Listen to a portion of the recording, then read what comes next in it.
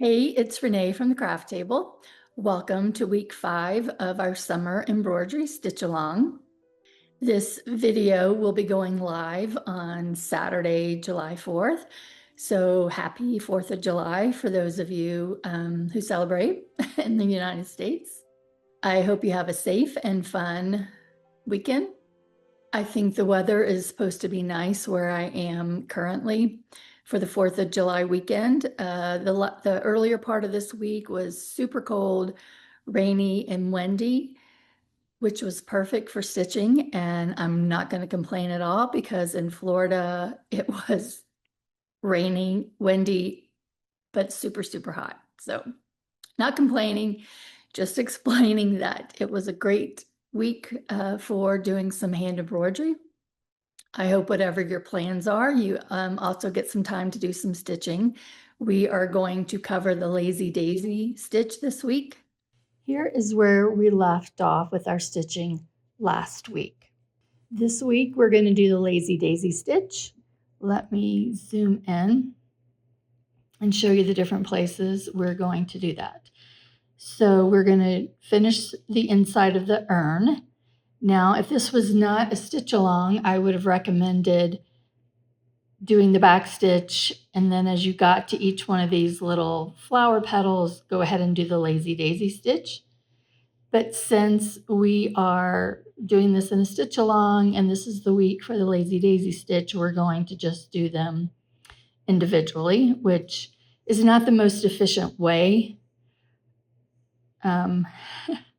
because we're going to be doing some jumping around. But again, because it's a stitch along and we're doing a different stitch each week, that is how we're going to be stitching this. So yeah, so we're going to do this, and then on either side we've got these oval petals. So basically anywhere where you see an oval type shape, that's where we're going to do the Lazy Daisy stitch. So here and here on both sides, and then these inside these petals. Now you'll notice that the shapes are different sizes and a little bit of a different shape. And when we get to the stitching part, I will explain how you can use the same stitch but make it look a little bit different depending on what you're stitching. And again, I keep pointing this out because I know we're stitching on different fabrics, but if you are stitching with the pre-printed panel from the craft table, then you want to cover up all of your lines because they will not wash out and they will not iron out. So when we get to doing the stitch, and again, I'll point this out when we're actually stitching, you're going to want to make sure that you cover the lines when you do your stitching. Now, if you're doing this free form, or you've got or if you've traced your pattern with an erasable, either water soluble or heat erasable pen, then you don't have to worry so much because once you're done stitching, those lines will disappear. Depending on what type of pen you use, you'll either iron it out or wash it out. But these lines are permanent. So we want to be careful when we're stitching to make sure we cover up the marked lines. Oh, one more thing. When we get to this part right here, I don't know if you'll notice on the pattern, it says, where are we? It says Lazy Daisy, and then it says bright pink and light pink. And that is because since the shapes are rather large, in the sample, I stitched them twice. I stitched once following the lines on the pattern in one color, and then I went back and did another stitch inside that with a different color. So that's totally up to you if you want to do it the way that I'm doing, or if you just want to pick one of the colors and just stitch one stitch. I'm going to use light pink thread to stitch these oval shapes right here with the Lazy Daisy stitch. So I consider the inside part of the flower petal to be the base. And that's where I'm going to bring my needle up from the back, is at the base of the petal. Holding my thread off to the side with my non-dominant hand, I'm going to place the needle right where I came up. So I'm going to go down in that same spot. I'm going to pull it to the back, but I'm not going to pull it all the way through.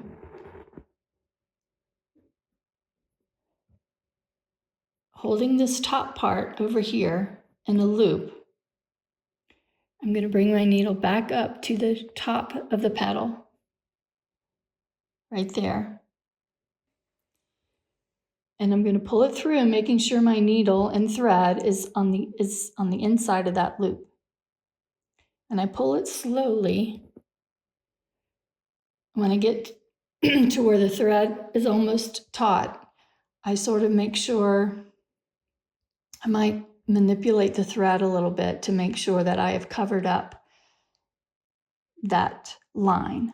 Then I'm going to take my needle, I'm going to take a straight stitch to the back right over that loop to secure it. And that is the lazy daisy stitch. I'm going to do that for all these petals around this circle, starting at the base, pulling my needle up to the top, holding the thread off to the side,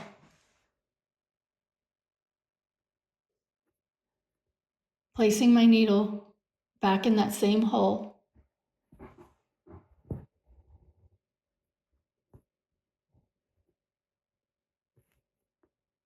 take it part way to the back, making sure I have a loop on the top.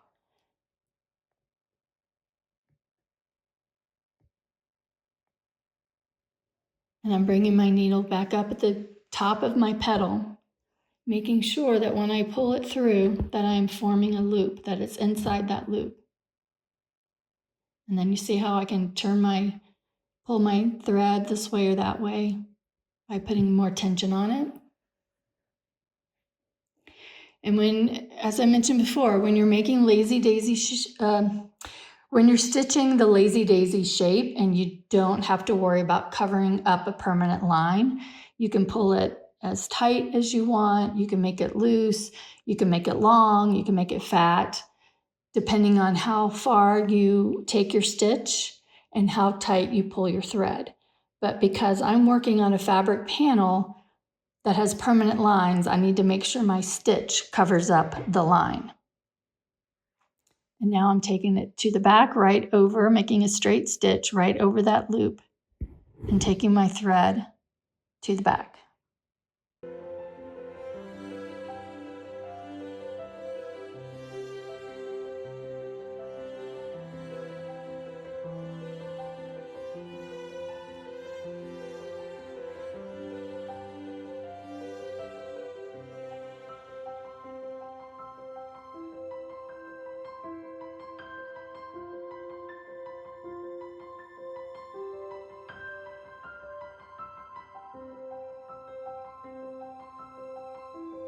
That is the lazy daisy stitch, where we stitched petals all in a circle.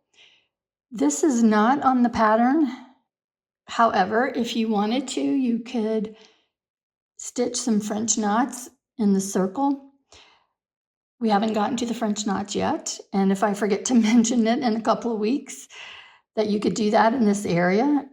Remember that if you wanted to, you could do a couple of French knots, either the same color or contrasting color in the center of that flower. And I think that would be a really nice look. Also, I have had questions about the hoop stand that I use. So at the end of the video, I'll talk a little bit about that in case anyone is interested in what hoop stand I'm using or any recommendations on that.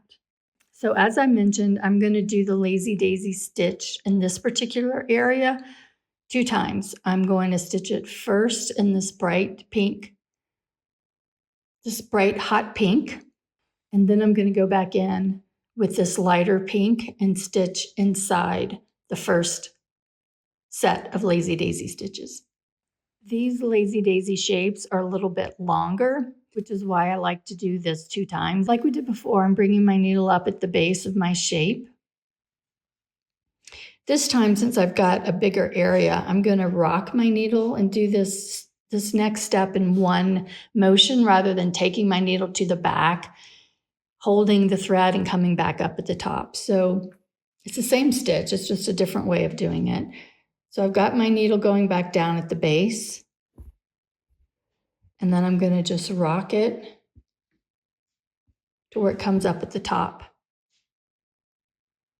making sure I've got my needle or my thread wrapped behind my needle so that when I pull it through, I'm forming a loop.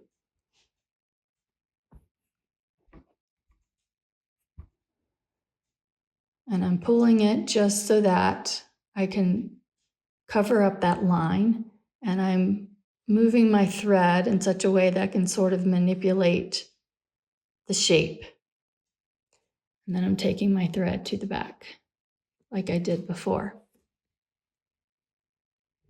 Now these are going to look a little bit more polished when I go back in and do the other color. Holding my thread off to the side, I'm taking my needle down at the base of where I came up, and then just rocking it up to the top of my shape. Got my thread looped behind my needle.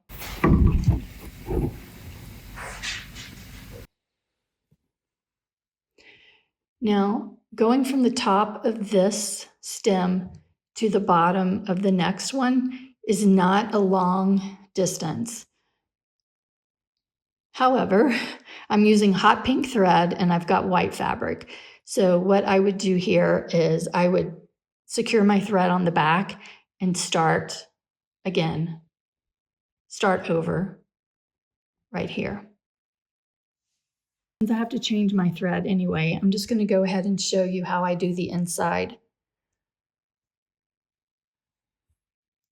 of the Lazy Daisy stitches.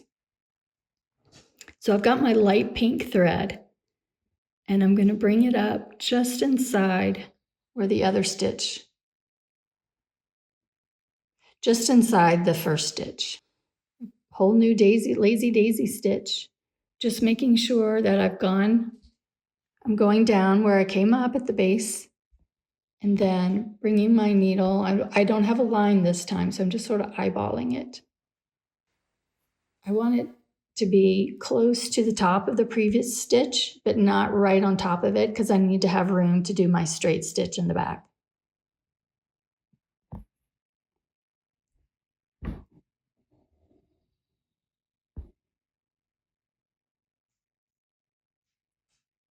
And now I'm doing a straight stitch to secure that loop.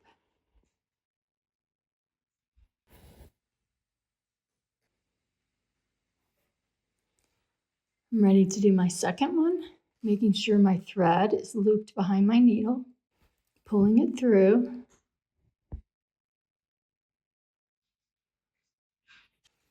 I'm taking a straight stitch right over that loop to secure it in place.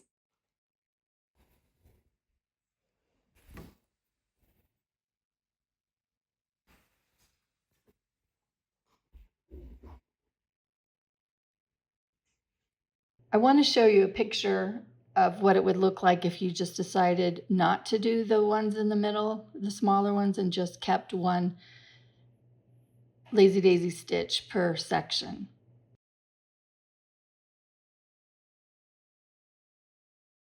I took that picture in the middle of stitching just so you could see what it would look like if you only did one and you wanted to do that instead. Here's where we are after week 5 of our stitch along. 4 different stitches: back stitch, stem stitch, raised chain stitch, and Lazy Daisy stitch. Next week we will do the chain stitch, which pretty much builds on the Lazy Daisy stitch. I had a question about embroidery stands for your hoop while you're stitching. And I have a couple here with me in Montana, and then I have a couple in Orlando. First, a disclaimer: I have no affiliation with either one of these brands, and I don't claim to be an expert on either one of the models or what's the best stand out there or anything like that. But I can tell you a little bit about the ones that I have.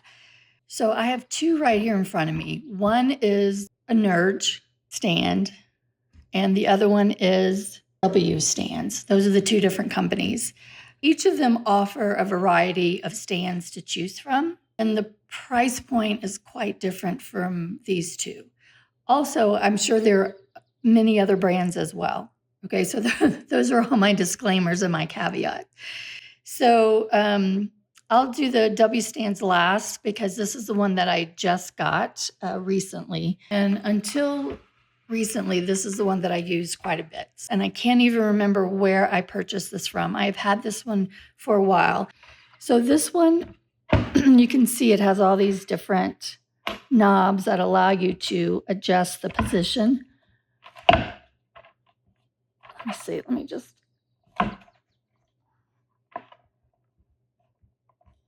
Unhook some of these. Yeah.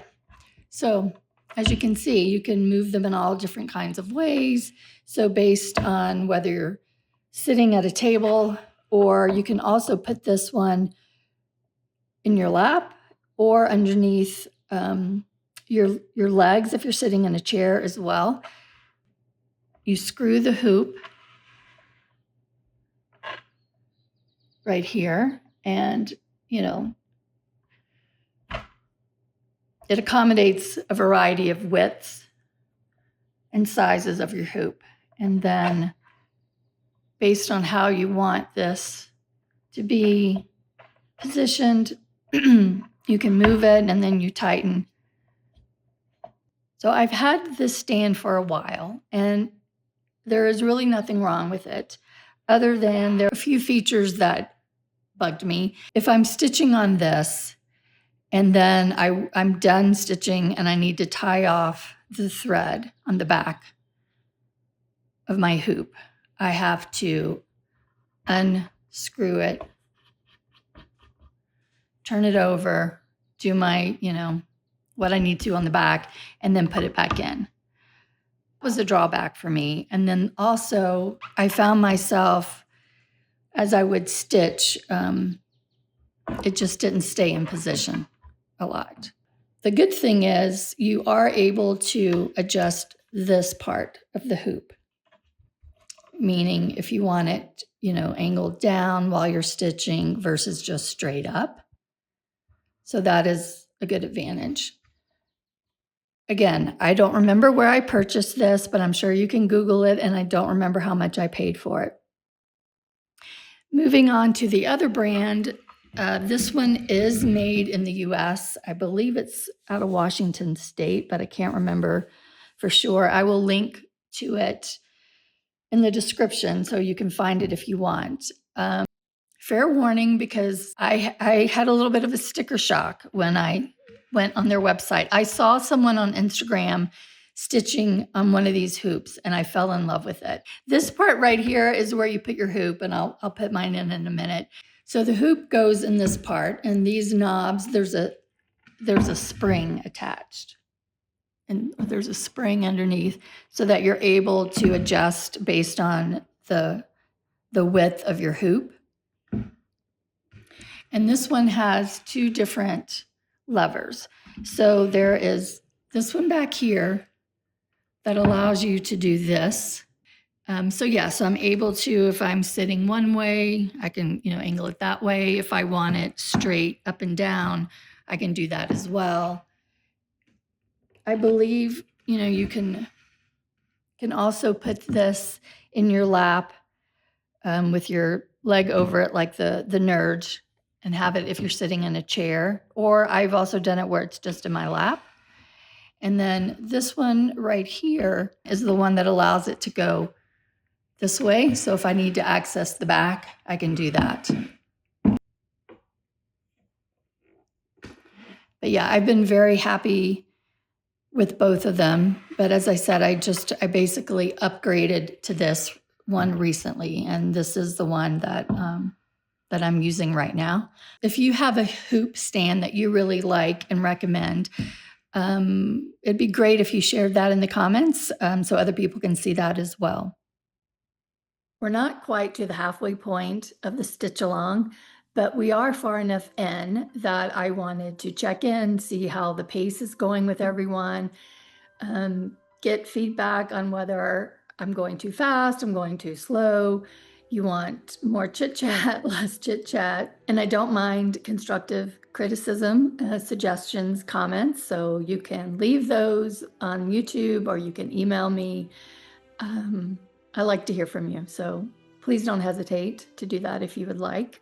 Next week, we're going to be doing the chain stitch, which doing the lazy daisy stitch first, I think will help you understand how the chain stitch works. Basically, the chain stitch is a whole bunch of lazy daisies stitched together in a row or in a curvy line, but in a chain. I hope you're having a great summer so far. I hope you have a wonderful 4th of July weekend. I will see you next week. And until then, happy stitching.